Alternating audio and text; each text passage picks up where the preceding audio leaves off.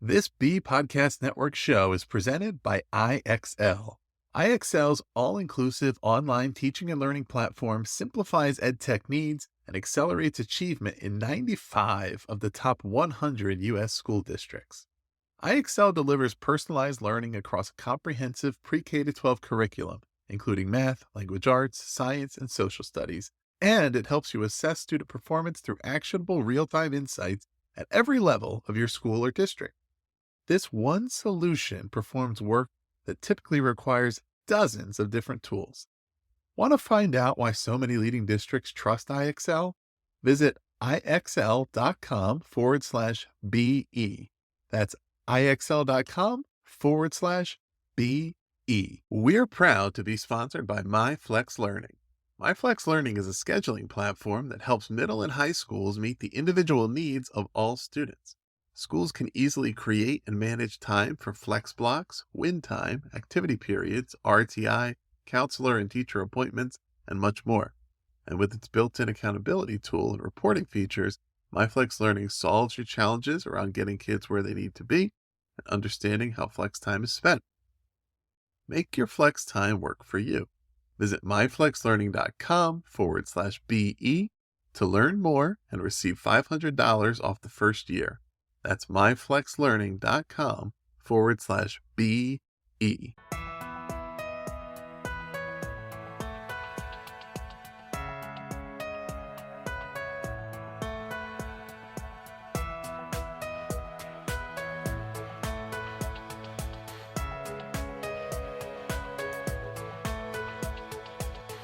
Welcome, everybody. You are listening once again to the Authority Podcast on the B Podcast Network.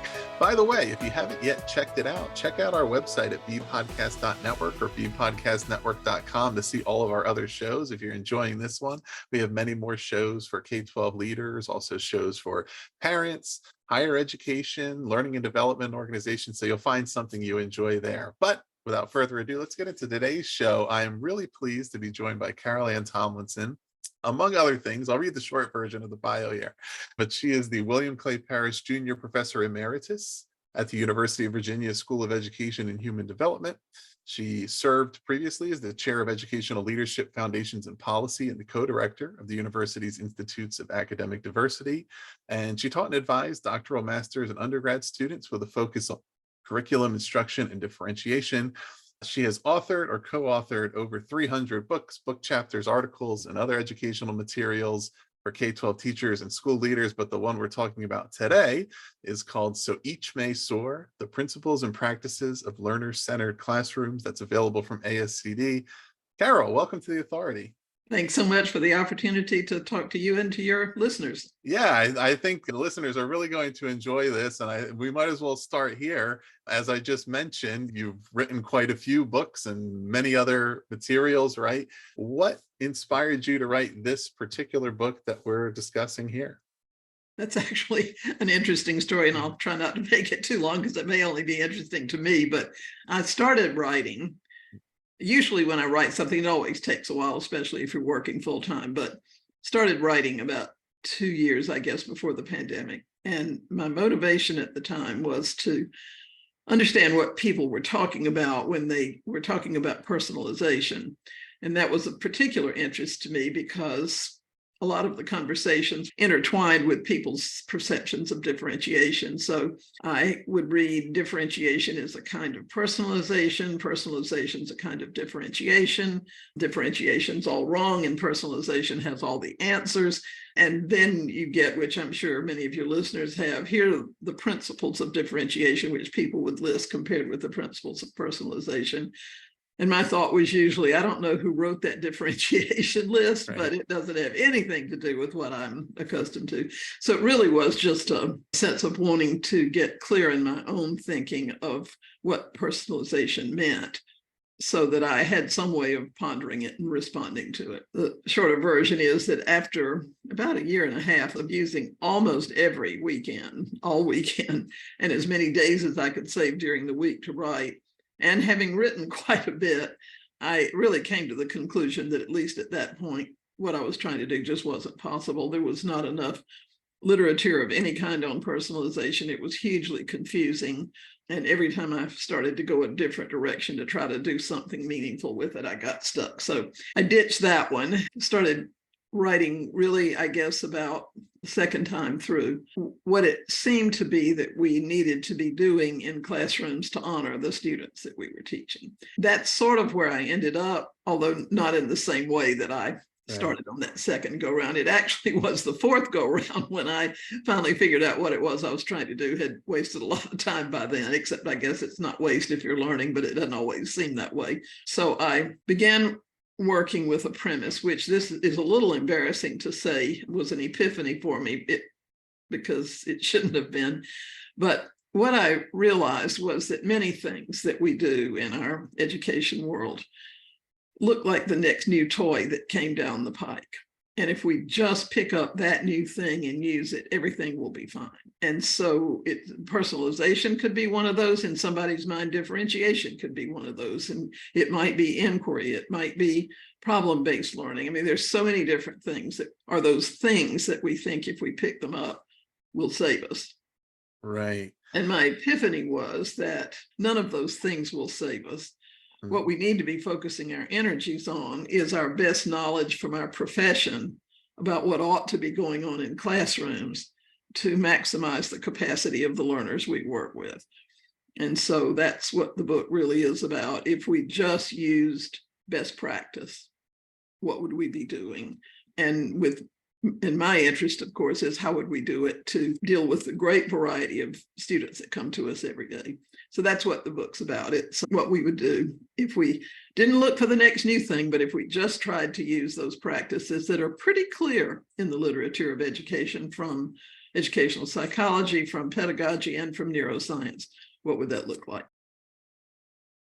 I found that really interesting because one of the things that I ask a lot of times on this show to our authors around the premise that writing a book is just as much about learning things as you go as it is about writing what you already know, right? And depending on which book you're writing, there's equal parts of one or the other, or it might shift, if it's a topic that you, of course, have written a lot about. But in the preface to the book, you wrote about these two types of writers that the novelist George R.R. Martin, who listeners may be familiar with from the Game of Thrones series. I think the books might have different names, but the architect and the gardener. And you can describe it better, but the architect being more the person who would go into it and say, okay, I know exactly everything that's going to happen from beginning to end. I have the blueprint, and the gardener going to plant the seeds and cultivate them and see what grows, and it's more exploratory. And you wrote how you've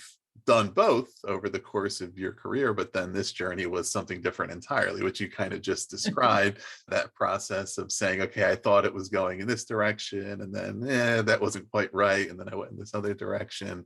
But I thought that was really interesting, not only because it sort of reinforced that point that if we want to have really meaningful content in our books, we have to be open to new ideas and learnings as we go, but also to say that most readers might not assume that, right? They might say, well, you've written a lot of books, you've been working on this for a long time, so clearly you knew when you started exactly what you wanted to say, and that's what you said.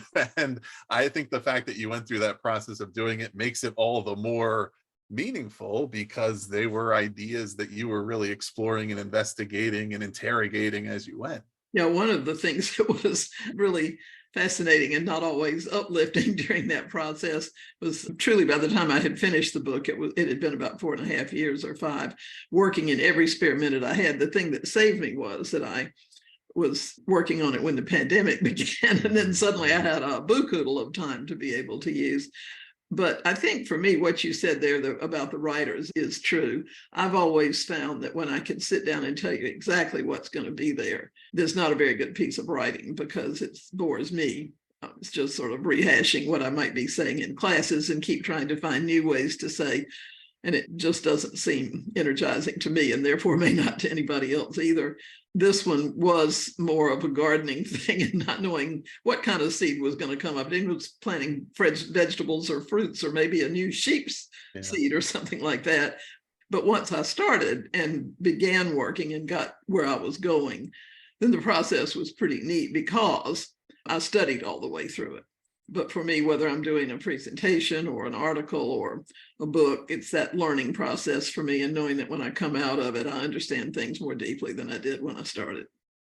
And it also relates to how we may want to define innovation in education, right? So you referenced earlier kind of the conclusions you came to about there's these shiny new things and we don't necessarily need to focus on chasing them, and there's different models, any of which could work perfectly well, but it's contingent upon these other foundational factors being there, so they're not the thing.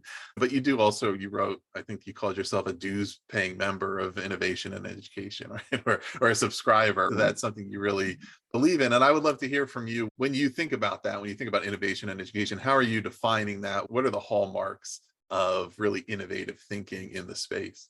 Now, I think when I taught classes on creativity, one of the things that I always tried to stress with my students, because I think when you talk about innovation, creativity, that kind of thing, it sounds very ethereal and somebody's expecting me to be Michelangelo. And in the writing on creativity, which you may know as well, people talk about what they call big C creativity and small c creativity. And big C creativity changes the world, or a significant part of it.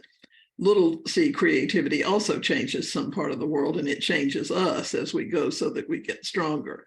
And so in any context, there are things we can do to be innovative and make things better. But what I have become really fascinated by, committed to in the last 10 or 12 years, partly because of studying when I've been writing, is what some experts in school change call second order change.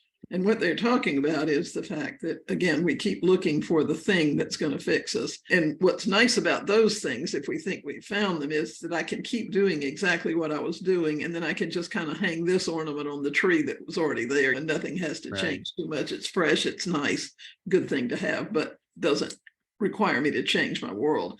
Second order change requires us to change the world, to say this thing that we call teaching doesn't need a tweak. It doesn't need a new paint job.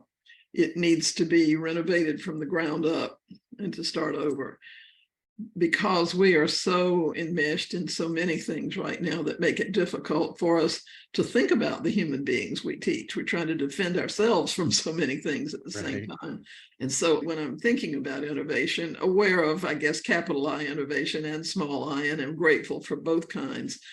But I really do believe that our schools are stuck in a time long ago, and that we are not able, for a variety of reasons, certainly very rarely the teacher's fault, but we aren't able to look at who we are, who they are, what resources we have, what our aspirations for them are. And so I'm interested in innovation. We're a school leader, and I know a lot of your audience is a school leader group, where the school leader says, I'm not interested in more ornaments to hang on the tree. I want us to really, as a group, work together to figure out how we reinvent ourselves. That to me is the most exciting and important thing in schools right now. Yeah, I feel like some of these I words might have come out of my mouth earlier, but I'm thinking about innovation, and it's a good perspective, right? A good reminder of perspective around innovation doesn't necessarily mean something that's brand new, or to understand that if there were a lot of ideas that you innovated many years ago, but then if you continue to iterate, investigate, and even interrogate your own work and say, what do I know now that I didn't know then? Or what has changed in schools that we need to adapt to? Or that there's ideas, if we talk differentiated instruction, right? Where at this point, people have heard about that term and they might be really familiar with it over the course of time. And yet to understand that if you were to compare the newest books to a book from 20, 30 years ago, they would say, oh, this doesn't look exactly the same, right? There's a lot of foundational pieces that are here, but it has evolved because schools have evolved, students, educators, we know more now than we knew then, or we know new things and that's innovation, right? That's innovation happening within maybe concepts that are established and that stand the test of time, but yet if it was just the same old thing over and over again, it would fail to keep up with other things that are changing. When I'm presenting, I'm interested in how many times people will say to me something like, I saw you 7 years ago in Chicago and 2 years before that in Detroit or something. Yeah. And every time I hear you, you aren't saying the same thing. It keeps changing. And my sense of that, if it doesn't, I'd be bored to death in a corner. It is the challenge of growth, of understanding, which is difficult to understand, issues of the time and new technologies and our failings and what makes us strong and what threatens us, and what teachers feed back to me all the time, which gives me a sounding board for ideas. So yeah, that too is an important point, I think, Ross. When I think about innovation in school and second order change, that isn't something that's a once and done. I hear so many times, so many times, oh, we did differentiation in our school last year.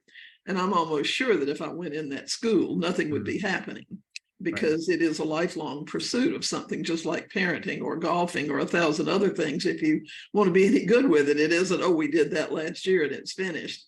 And so for people who are big C creative, and I think many of us who aspire to be small c creative, it's a matter of growing the ideas that we have, not just sort of hatching the egg and walking away and hoping something comes of it. That's part of the process. And second order change in schools, as it happens, rarely works because we walk away from it. Yeah. So another important concept to this book that I think is probably going to be illustrative of other innovation and changing thinking and evolution over the years is the learner-centered classroom, right? So that was indicated in the title, Principles and Practices of Learner-Centered Classrooms. And I'm sure a lot of the emphasis around creating these classrooms and what they should look like, and the thinking about that is much different now than it would have been 10, 20, over the years. And just considering why it's important, why would we want to aspire to this? What does a learner-centered classroom look like in your estimation? It's a classroom in which the teacher is committed to teaching content to human beings rather than covering content for a test. It's a classroom in which the teacher realizes, or at least is willing to work toward realizing, that a class can't learn. There's no such thing as the class learned it today. There are 30 kids in there. There are 30 different brains, 30 different experiences, 7 different languages, 2 kids with trauma, a couple with reading issues, and a class can't learn. So you have 30 brains, and the question is, what do I do to reach those human beings? We know also that reaching their brains is sort of predicated on reaching their hearts or their trust of you. And so it is a teacher who's committed to seeing the human beings that he or she teaches, committed to understanding them more deeply and more progressively as the year goes on, so that subsequent planning can be more responsive to who those people are and to what their needs are now and in the future. Many of our schools right now, and there are reasons for this that are understandable, but we aren't teaching as though the kids live in the time that they live in. And that for many of them is a drag. And for a lot of them, it's the kiss of death, really, because school seems so irrelevant in the midst of very hard lives. So that really is the crux of it to me. It's a teacher who is willing to say, I'd like to teach in this place in a way that indicates to the students first and to me that they are my rationale for planning, that when I plan, I'm doing things based on who they are and who they're becoming and where they're going, and the information that I'm getting about that from assessments, but from them and from our conversations and from observation. This class is going to be driven by who these young people are and how they're evolving. Yeah, and it struck me as perhaps almost being able to divide out positive energy and negative energy. You had written about an energized and mutually respectful classroom community, right? And students who are going to be able to better understand themselves and others, and understanding that dynamic around learners can create the kind of positive energy and engagement and motivation you want in the classroom, because we're feeling like we're interacting with new ideas and thoughts, and I'm learning about the people that I'm with, and my teacher is encouraging that. Versus when we think about, okay, what's happening if something's not working in school? It's either a lack of energy or those negative energies that come in when we don't turn these objectives into aspirations, and we instead are using them in other ways, and then it's that divisive type of energy. But I really like the visual it create around that positive energy, that engagement around when students are emphasized and placed in the center of that learning environment, and all of the students are honoring each learner, right? That's the dynamic that you would want if you were just a fly on the wall, and you would say, something's happening here. I worked with a high school teacher when I was teaching in K-12, which I did for 20 years. So I've been in the same trenches that other guys are for a fairly good length of time. And by the way, loved it. I loved every day of it, or at least I remember that I loved every day of it. I'm sure there were a few that I didn't, but I don't remember those. I worked with a principal who was a high school principal at the time. And he said to me one day, I think I must have the worst luck in the world. And I said, what do you mean? And he said, well, not just in life in general, it's observations. When I go in for an observation, my luck is really bad. So I said, well, tell me about it. And he said, I always get there about 5 minutes after the invasion of the body snatchers. And I thought that was such an interesting way to say it. What he's saying is what you said. When I go in, something has sucked the life out of this place. Yeah. And I'm looking at these corpses sitting here in front of me, waiting for the time to pass. And that's a terrible, terrible way for young people to envision school and the message that we give them, that's that what's learning about. And why would you want to try if you, A, don't believe you can do something, but B, you just can't see the point of it in the world at all. It has nothing to do with you. What does the creation of these learner-centered classrooms require of teachers? And then backing up from that, what does that require of the administration, right? The type of support to provide to teachers so that they can bring what's required to really create these classrooms. Well, I'm glad you said that, because of course it's not, if we don't have teams and partnerships going there, we've lost the battle already. A number of the things that need to happen in classrooms in some places cannot happen now because teachers don't have that permission and that support that you're talking about. So even a teacher who's willing to do and understands how they might start finds it almost impossible to go there. But in terms of the teacher, I think we need a teacher who, as David Sousa says, is willing to see the world through the eyes of each student they have, to really try to get into the students' eyeballs and skin and shoes and go in that direction. And it's a teacher who has cultivated a desire to be with kids of that age.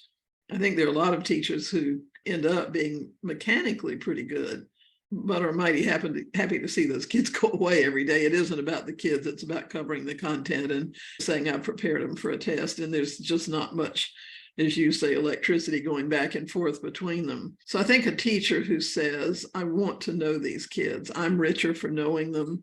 It doesn't mean we're trying to get intimate details of their lives, and you couldn't do that anyhow with 30 kids in an elementary classroom or 150 in the upper grades. But you can get to know them as individuals if you're trying, and to see the humans that you're teaching. And so I think that teacher is trying to better and better every day, and knowing it'll never be perfect, say, why am I doing what I'm doing? What evidence do I have that this is or isn't moving things forward for individual kids, not the class, but the human beings in it? And what are other things I can learn about? What are other ways I could do this? It's an evolutionary thing, and so you need a teacher with some patience. When I'm presenting to teachers or teaching, I'm always feeling a need, of course, to show people some examples. And I've learned over the years to try to balance two things. One is examples that somebody probably could say, yeah, with a little thought, I might be able to do that. And then another thing which says, holy cow, if you expect me to do that, I'm dead in the water, because we have to have that aspirational thing. We can start here and we can go here. But first, it is a teacher who is empathetic, appreciative of the young lives that are in front of them, grateful to be working with them, and fascinated by the opportunity to get to know them in order to teach them better. From that, I think, arises a sense, and nothing of this is automatic. This says the most basic thing I can do is to create an atmosphere in this room, an environment that's welcoming to every person in it. John Hattie calls that an invitational learning environment. Mhm. And what he means by that is a place that kids get up wanting to come in the morning, even if they won't admit that to anybody when they're at the super cool age. But it's a good place for me. That doesn't mean easy. It means challenging, really challenging. And I don't think I can do this stuff all the time, but there are always people there to support me.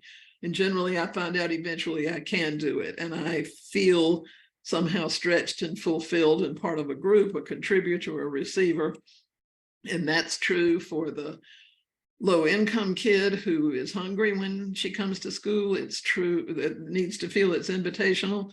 The kid who's suffered trauma, and we may not even know about it, needs to feel that this is a safe place to come. The kid who's light years in his thinking ahead of his peers needs to know that this is a place where what he's thinking in his mind is welcome there. And creating that invitational learning environment, I think, is something we don't talk about too much, which has a principal role in it as well. School leaders need to have those conversations with us all the time and help us think through those things, because we know that that is the springboard for everything else that happens. When a teacher listens to me, accepts me as I am, pays me a compliment of believing I can do something I don't think I can do, sets up a support system so that that's likely to happen, teaches me how to do it better, and I succeed at something I didn't think I could, it's all different. Second issue that we have to work with is that right now, in many places, you can't generalize to schools and teachers any more than you can to kids, but in many places, we have curriculum that is just sorry. It is just awful. We've taken standards as the curriculum and we teach them almost in isolation, and too many of them, and it has no significance. And especially kids who are struggling with school, it's like asking them to speak in a foreign language they don't know for years and years and never get any better at it. Curriculum ought to be a way to show kids that they live in a magnificent world and that they have endless possibilities to act on that world in a way that improves it, and that the world will continually teach them. They ought to go away from us knowing that learning is the biggest, probably, but if not pretty close to the biggest gift of humans, is learning. And many kids aren't getting that from the materials we try to teach. And then we need to be learning a little more about how you get to know those kids in terms of how we can use assessment in a way that mentors kids rather than judging them and sorting them and that kind of thing. And how we teach in a way that's collaborative and shared space, and helping kids learn to do that, because they don't know how to do it any more than we do. A bunch of teachers in a room and tell them to collaborate is usually pretty deadly too, because we haven't figured that out. And then learning how to work in a classroom where children won't be doing exactly the same thing all the time for a variety of reasons. And all of those are hurdles. The biggest one for school leaders, I think, is having that vision and thinking about, if you think about different kids you see in the hall or that get sent to the office, or the ones that aspire to great things and get there, what's really going really wonderfully well for them and what's not, and what could we do to change that? I think one of the things I've learned over time is that a school leader who has a vision for change is in a much different place than one who says we're going to do differentiation this year and next year we'll do, it's a mission, and we tend to follow leaders with a mission.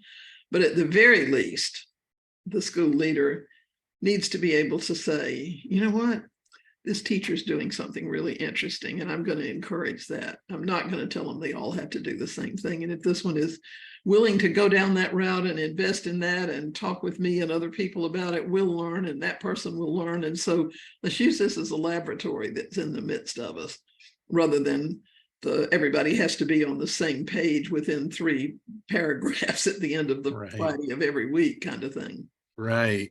A couple of weeks ago, I moderated this conversation about why community is the foundation of learning. And this thing that kept coming into my head during that was conditions for learning, right? And of course, that can mean a lot of different things, but at a baseline level, I think of it as, if I walked into the environment and I saw what was happening in there, would I say, can kids learn here? Is this a place where every student is able to learn, or are there things happening that are going to make it impossible for them to really focus and engage and feel like supported? And perhaps not the best example, but in some ways, I think relevant. is if you think about going to a jewelry store, for example, and let's say you want to go in there, buy something nice for your significant other or something like that. And there's certain places where it's like as soon as I walk in the door, somebody's kind of in my face and they're saying, "What do you want? What do you want to see? Do you want to see this, that?" And I don't know yet. I don't even know what's going Yeah. on yet. Versus a place where I can go in, I can kind of look around, explore, figure out what I'm interested in. Then I know what questions to ask. Okay, can you tell me more about this or that? And I'm comfortable, and I'm saying, okay, now I can absorb the information because now I sort of know what's happening here. And it made me, as you were talking, think of this is probably a paradoxical phrase, but if it requires a teacher in particular, and then also their administrator as they're looking, but to be proactively receptive, meaning I need to put myself in position to absorb and to listen and to hear what's going on. I can't force the issue, and there's also only so much we can do, right? Because that's what some people, if they're either being critical or defensive against what they perceive this to be, would say, well, it's impractical. I can't really get to know each single person as individual. But it's maybe a question of, well, are we misunderstanding what is really being asked?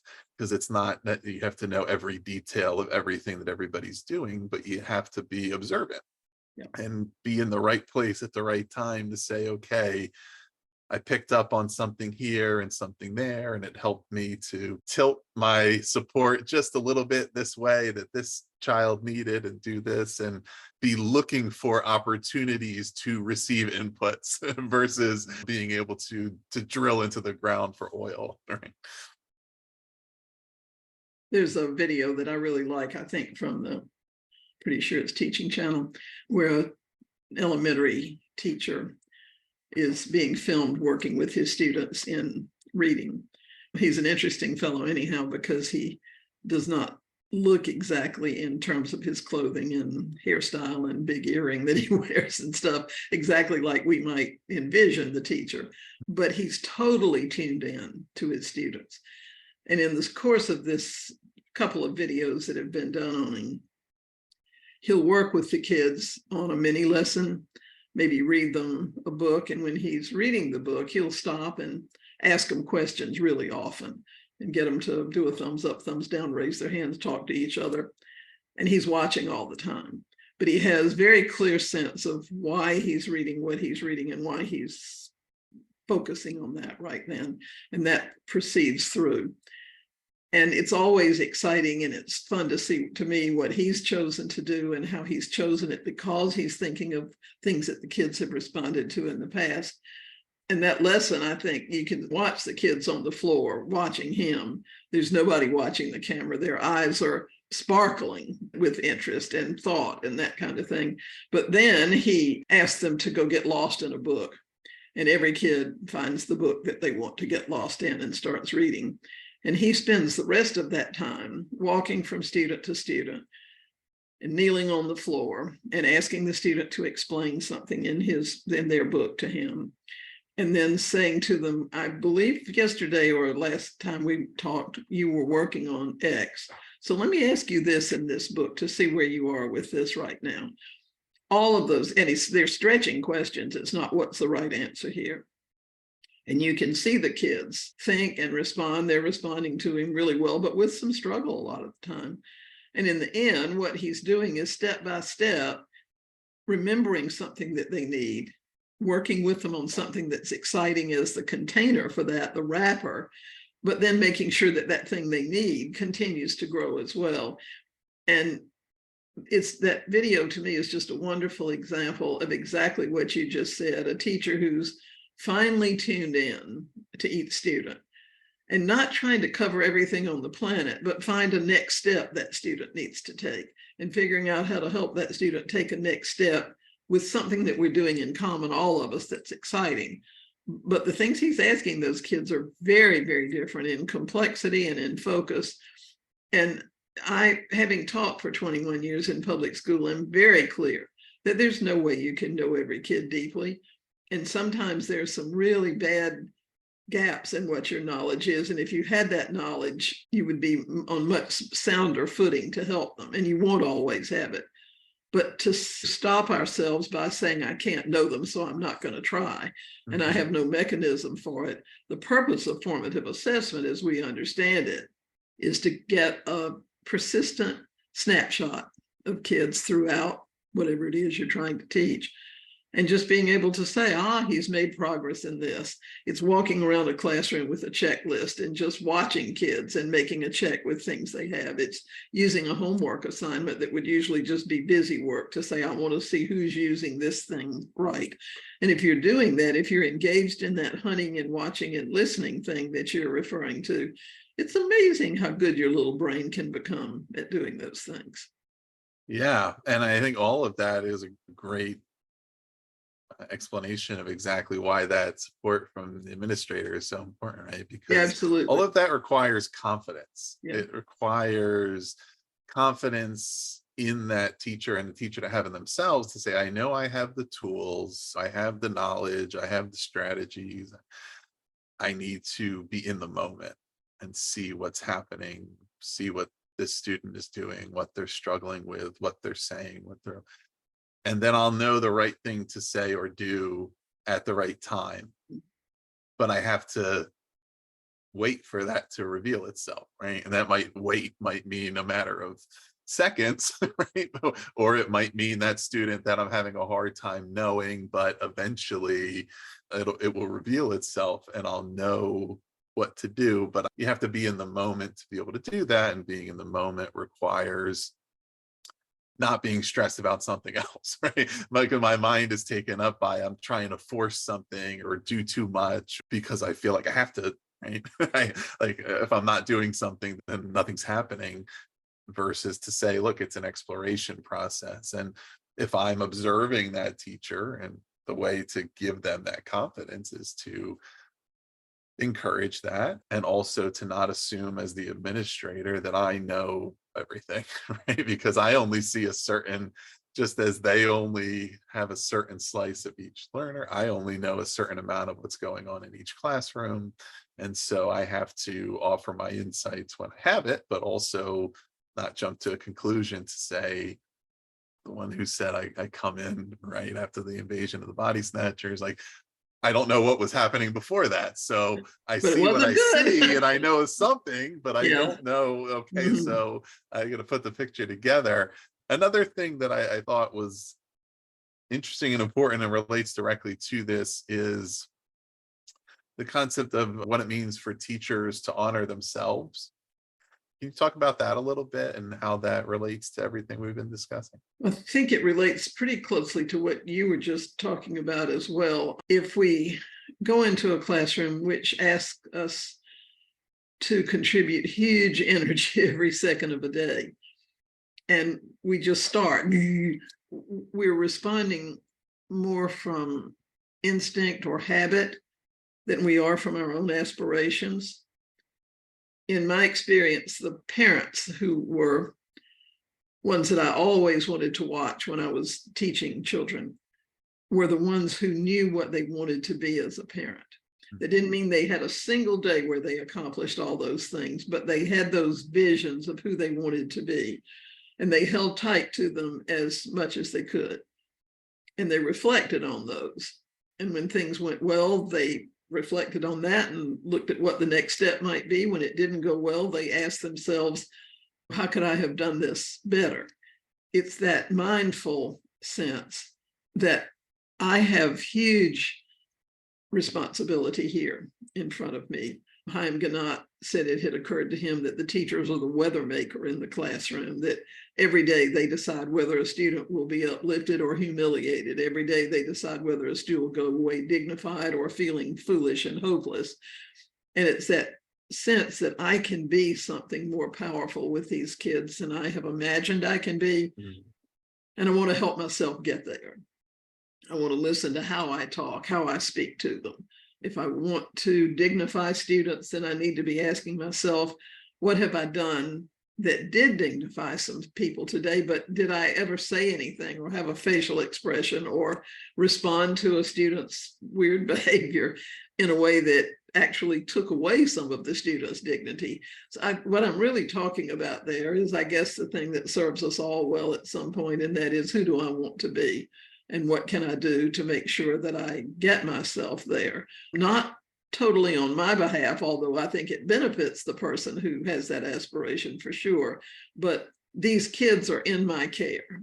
And I don't think we think about that as often as we might. Many of the students we teach are with us during a day for more waking hours than they are with their parents.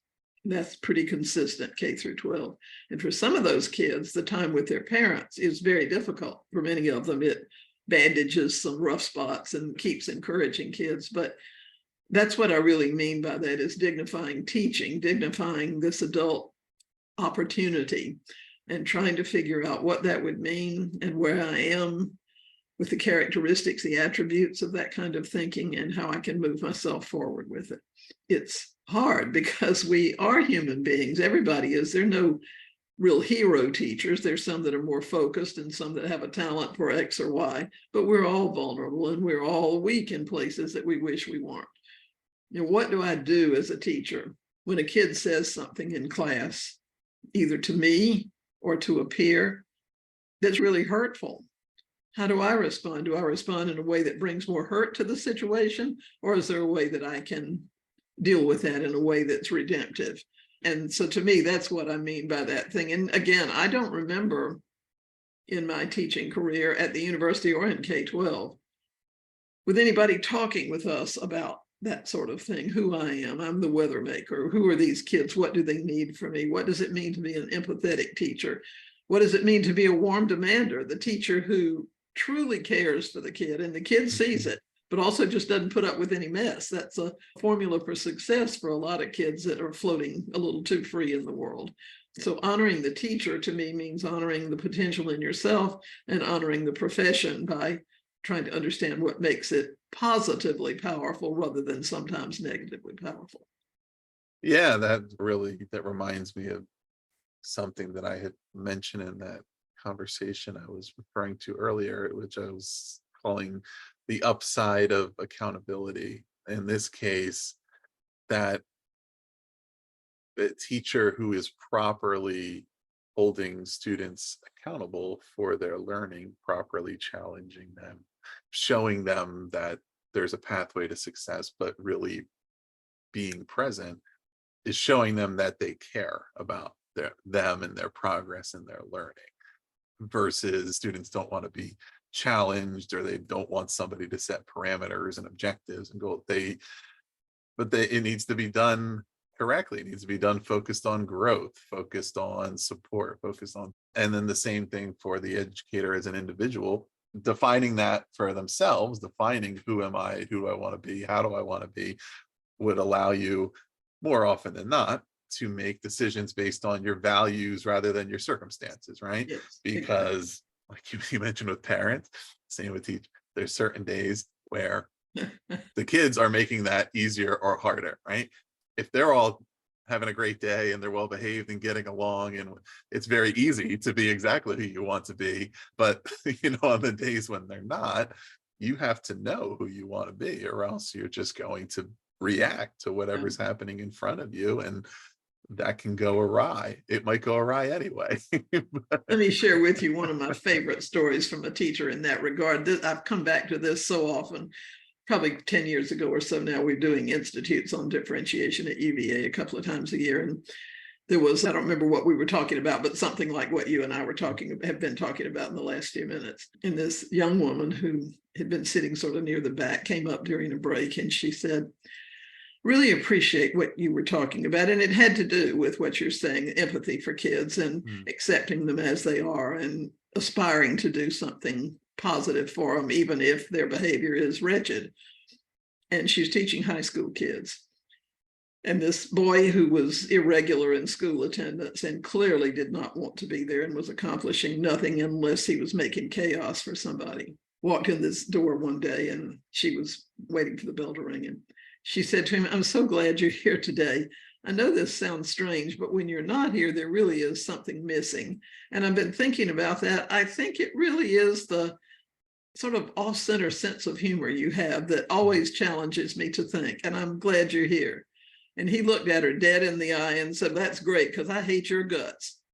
And he wasn't joking, he was dead serious. And I thought, what would I have done if somebody, she was the second year teacher.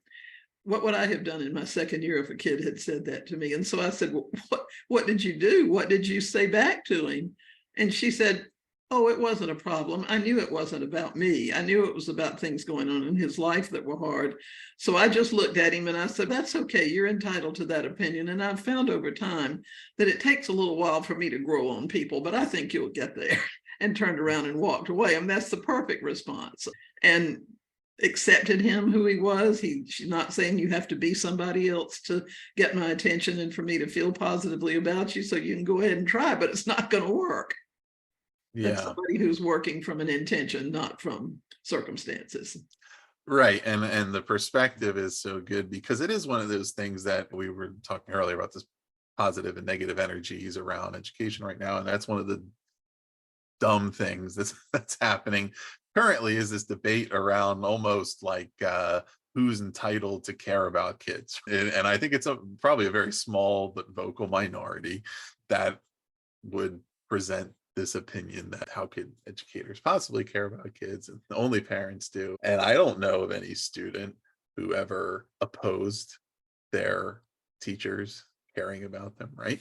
You could have circumstances where their actions might show otherwise, like in that story, because of something else that was going on, because of somebody that was just having a hard time knowing how to react and respond to a caring adult or peer. That wasn't really about that. But other than that, of course, that's what students want. That's what adults want. If you work someplace, you want to know that your colleagues and your supervisor and your organization cares about you to a certain extent. And when they don't, when it's cutthroat capitalism, right, you harden and you change, and you start to look out for yourself in different ways. If we think about how that would manifest in a classroom with a student, you can envision it. That child that has that opinion or has had that experience that nobody's really particularly interested in what they're doing or their progress or their well-being, they're no longer able to engage in that way because they're on the defensive. I'm sure there are things that teachers can do that are unhelpful, in all of us can, in trying to serve kids well, but I can't imagine having a child of mine that was going to be in the care of other adults for 12 years when I wasn't holding my breath hoping that that person would care for my kid, care about my kid. And for some of the kids, Geneva Gray has a line that grabbed me really hard the first time I read it in one of her books. She said that, talking about teachers who care about kids, and she said what that means is they like spending time with them. They enjoy their sense of humor. They have good stories to tell the kids, have stories to tell them, just sort of good company. And when I read that, I thought, yeah, I think that's right. I think most of the teachers I ever worked with in all the grades and places cared about kids in that way. But then she said, there's another level of that we need to be considering. We need to understand those kids who need to be cared for, not just cared about. What she said caring for them means is you do whatever is necessary to help them move forward in a positive way. Right. And I don't think in the now 50 plus years I've been working in education, I have seen kids worse for teachers who care about them and care for them in professional ways. Right. Totally. So circling back as we're kind of coming close to the conclusion here to the title, So Each May Soar, certainly the objective of that is beyond K-12, right? We want each child to achieve their full potential inside the classrooms, in the micro, but also it's about their long-term trajectory. What can they achieve in their life? How are we setting them up for that? What are we doing there? What are some, when you think about that through the lens of educators who are operating in the K-12 space, and of course have all these immediate realities and things they need to achieve in that time, but are also trying to keep in perspective to say, well, what we're doing here is really the foundation for what happens after that. How should we be thinking about that, talking about that, and with establishing that so we don't lose that perspective on it? Because it can happen. Right? There's just days and weeks and sometimes years, I'm sure, where it's just easy to lose that perspective of, okay, but what we're doing right now is not about right now. It's about Yeah, the future. everything is about right now and the future, because what happens right now from day one starts impacting the future. If we have a kid that's digging a hole in the ground, that hole's just going to get deeper and deeper and deeper. And if their confidence is sliding, unless there's a somewhere down the line a teacher who says, wait a minute, I'm sorry, you can do better than this, let's do it. At the same time saying, I'm so glad you're here like you are. I'm appreciative of the human being you have become in this lifetime and the things you are thinking and doing and accomplishing. But by George, we're not finished yet. I think that's a really critical aspect for teachers. I'd go back again, though, Russ, to the notion of the school leader who can't keep saying to us, you have to cover everything, you have to do it really fast, you have to make sure they've all memorized it, you have to make sure they eat a breakfast before they come on the day that they take the test is everything. And by the way, we need to be preparing them for the future, because that's not preparing them. And when that eats up our lives in a classroom, then the other stuff doesn't happen. But if the principal says, let's figure out how to do a better job of understanding these human beings and addressing things, and we'll share ideas and we'll talk about these things. Figure out how you can do the most important things for you to do in terms of baseline learning, and then how you can integrate kids' interest into that, how you can give them choices that help them show you in themselves that they can use that stuff in service of something that matters. What about making sure that at least a couple of times a year, the students are working together on something that can make a difference for a lower grade or for the school or for their community or for the space program or something, so that they see themselves reaching out and accomplishing things they didn't believe they could. We can't, if we're required to do the undoable, which is what we've been asking for teachers for about 35 years now. If we require them all day, every day, and their measure of success and their measure of their student success is a false measure, and there's no time, no opportunity, no permission to be innovative, to try something different, then we're not going to do any better than we're doing now. We're just going to have more tired and frustrated teachers and students. So I think, again, what you're getting at, which I appreciate you read the book quite carefully enough to really understand some of the depth that's there, is that sense of working as a team with quality school leaders and teachers, where we say, here's our mission. How do we envision that? How do we make it live for us and for other people? What can we do to be responsible for the core learning of students? And at the same time, help them understand that the curriculum is much, much wider than that. When I was working on my dissertation, one of the teachers I observed for a semester, interviewing her kids early on, and every one of them said to me at some point, in our class, we hate our textbook. And the first time I thought, really? And I said, tell me what you mean by that. Well, we don't like it because it doesn't really teach history. It's just a bunch of facts and names and dates and that kind of thing. And that isn't what history is really about. History is about the lives of people and their accomplishments and what worked and what didn't and blah, blah. They said it in different ways. But every time I would say to them, so what do you do about the fact that you don't like your history book? And I thought they were going to say, we don't use them. But every one of them said, oh no, we start by reading what's in that textbook because it gives us a common understanding. And then we go do the real history. Those kids will learn what they need to learn in terms of history and will remember it as a positive thing for their whole lives, compared to, I had to memorize all the names, dates, and places in the history book, which, by the way, we haven't asked people to do because it's not tested. And I think we're maybe paying some prices for that in our society as well. But it's a sense that my job is to help students learn some basic skills, but also to see those things live in the world and to help kids learn how to do things that make them better than they are now. Do you know how to read for meaning? Do you have a sense of clarity about the goals that you're aiming for? Do you understand why something goes belly up in a group sometime when it's uncomfortable, and what you might be able to do to make that happen? Do you have any real good sense how to study? And for me, the answer to all those things when I was a kid was heck no. And the fact that nobody helped me understand any of those things was a significant impediment. And I was way better off than a lot of kids.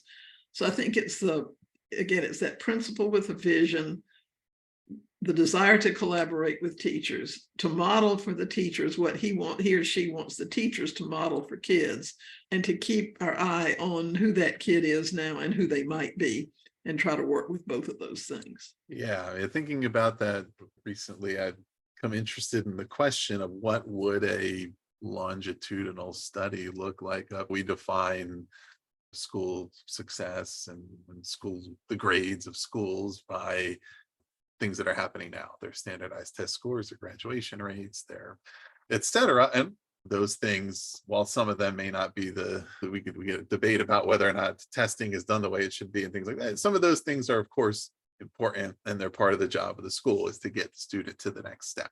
In a high school that has a 98% graduation rate and one that has a 58% graduation, clearly there's going to be difference in long-term outcomes there overall. But if we normalized and controlled for those things and said, okay, among schools that have a graduation rate of 85 to 90%, and they have a college enrollment rate of X%, and then if we followed those kids 40 years down the road and saw what they were doing, were they successful, were they happy, what would be the differences, and then what would we trace back to what was happening all the way back here, right? But to say that there's, again, those short-term things, we have to do these, but also there's other stuff.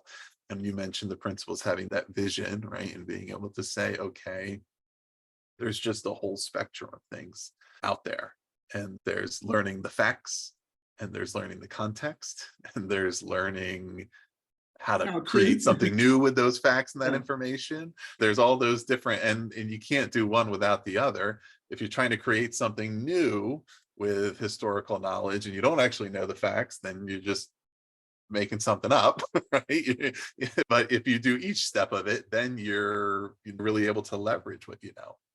Yeah, that John Hattie in his new book talks about learning how and learning with.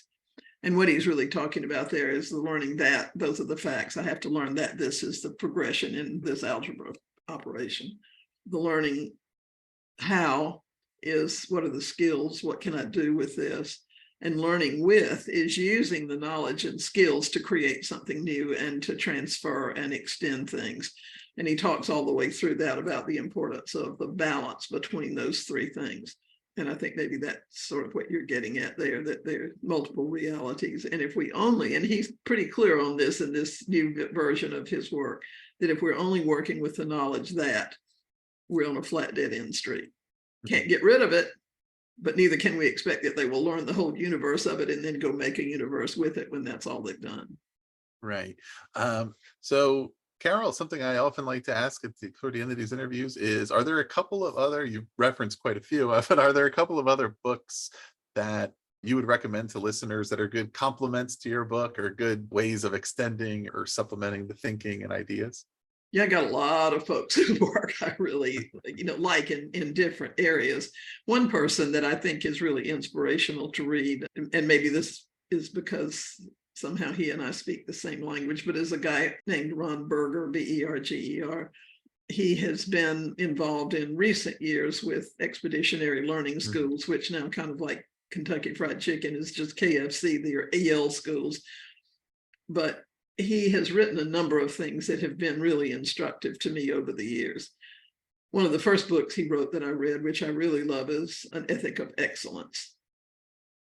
What he's talking about there really is making this a school have the focus of, from the very earliest grades, teaching kids what excellence looks like and how you achieve it, and how much sweat and turmoil you have to go through to get it, but a real sense of pride. And when they do things that are these big things they didn't think they could do, they change forever. They really are not the same people.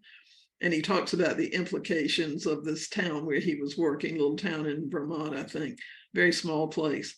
But when all the kids get that ethic of excellence, so that's who they become, K through 12, it changes everything. It changes the police department and the emergency room and the grocery store checker. He's written recently an article called The Power of Beautiful Work. And he's a person who's a great believer in having kids do amazing things that they think they don't have the capacity to do, and then mentoring them so that they understand the realities of excellence, but they also understand the reality that they can achieve it, and presenting that to people who are meaningful audiences to them, not just giving everything to the teacher all the time. And among other things, he's written in recent years with some colleagues a book called Leaders of Their Own Learning. And it, to me, is the best handbook I've read of teachers who say, I believe kids can do amazing things, and I'm going to learn to teach them how to do it and what that process looks like. For me, that's a set of things that I go to really often and find it really useful. Perfect. Well, we will put information about those books down in the show notes. We also, of course, will have the link to find So Each May Soar from ASCD. And is there anything else before we wrap up? Anything else you're working on? Anything our listeners should check out? Well, for ASCD, I have just sent back to the editor, so we're now in the layout stage. QRG, I don't know if folks are familiar with those, but ASCD does a little publication that they call a QRG, or a quick reference guide, which is a little folder looking kind of thing that's laminated and has, I don't know, maybe 6 or 9 pages that fold in. And it's a survey of a topic. It's laid out really graphically, attractively. And I'm hopefully near the end of doing one on a thing called Teaching Up, which means teaching kids with the aspiration and the mindset that they can do much more than they think they can, and making a reality of that. And I'm sort of on the front porch of writing a book for Harvard University Press, looking at evolution of differentiation and its potential to be a game changer, but also the barriers that we face in making that kind of thing happen. Excellent. Well, listeners, keep an eye out for those. And also, when you check out the website here to look at this book, you'll see many others. So find whatever suits you. And please do check those out, though. Please also subscribe to The Authority right here for more in-depth author interviews like this one, or visit our website, bpodcast.network or bpodcastnetwork.com, to learn about all of our other shows. Carol Ann Tomlinson, thanks so much for being here. Thanks for the opportunity to talk to your folks.